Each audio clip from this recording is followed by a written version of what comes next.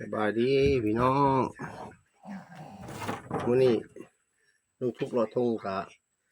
สิมาจักตอกให้พี่น้องเบิ่งเด้อ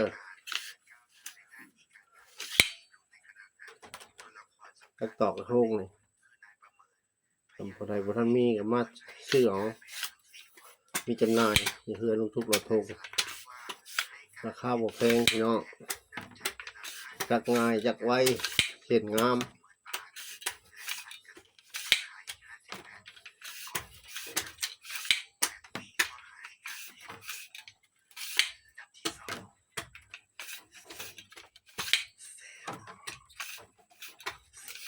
อยู่ให้อยู่หน้ามันนี่มามันหอนอยู่เรือนมะนาวเย็นเลย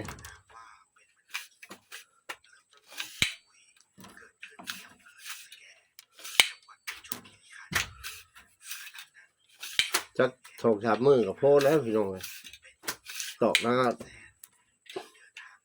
ดำมื่นนี่มันหักบริจาคจะซื้อง่ายอยู่จัง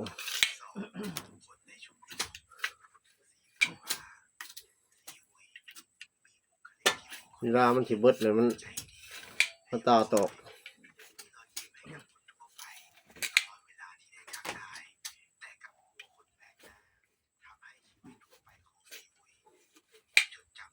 ประมาณนี้ก่อนสิเบิดพี่น้อง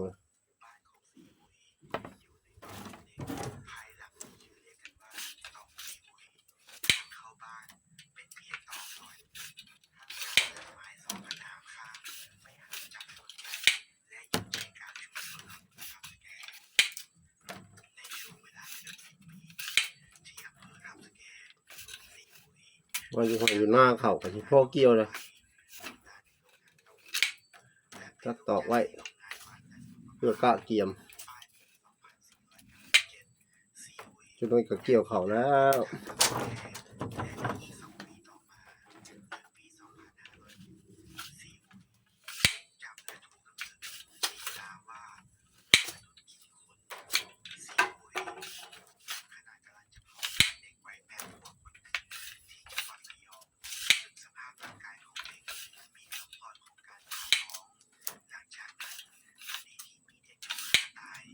พี่น้องได้พ่อบ่ตะบ่เนาะ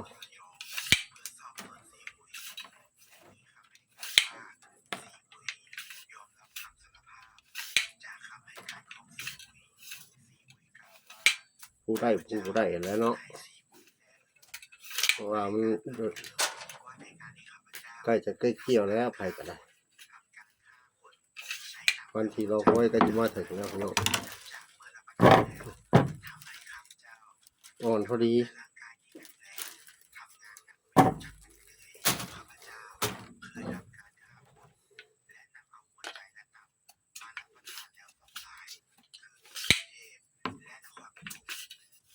คนกับบ่มีพี่น้องพอดีงามเลยต่อ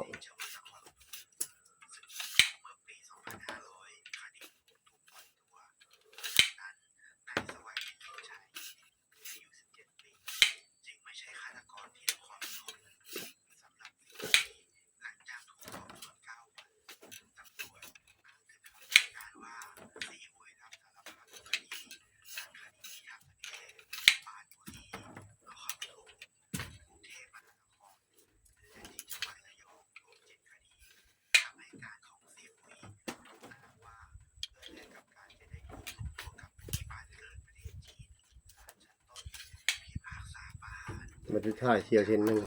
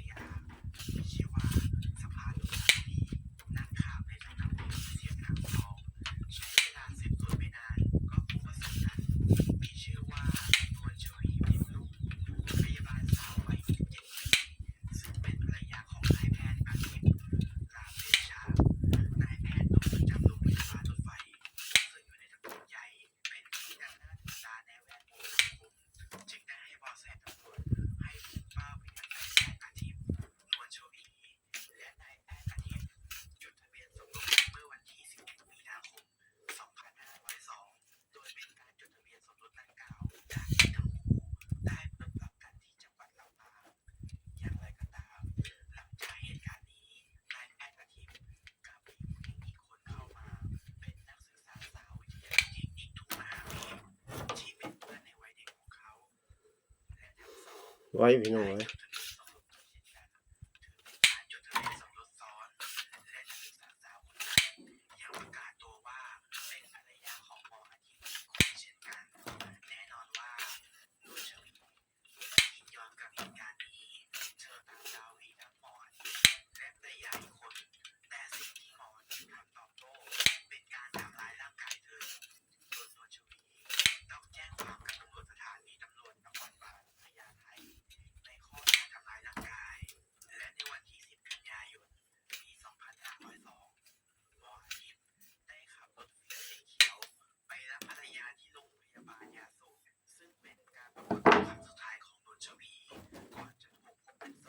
เนี่ยเรียบร้อยพี่น้อง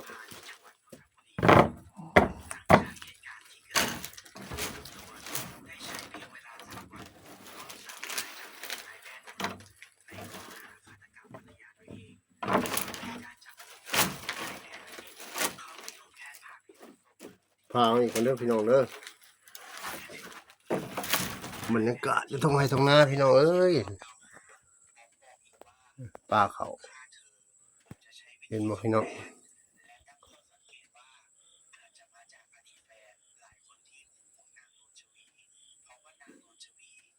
ออกแล้วเขาอ่ะตอนนี้เด้อพี่น้องเด้อ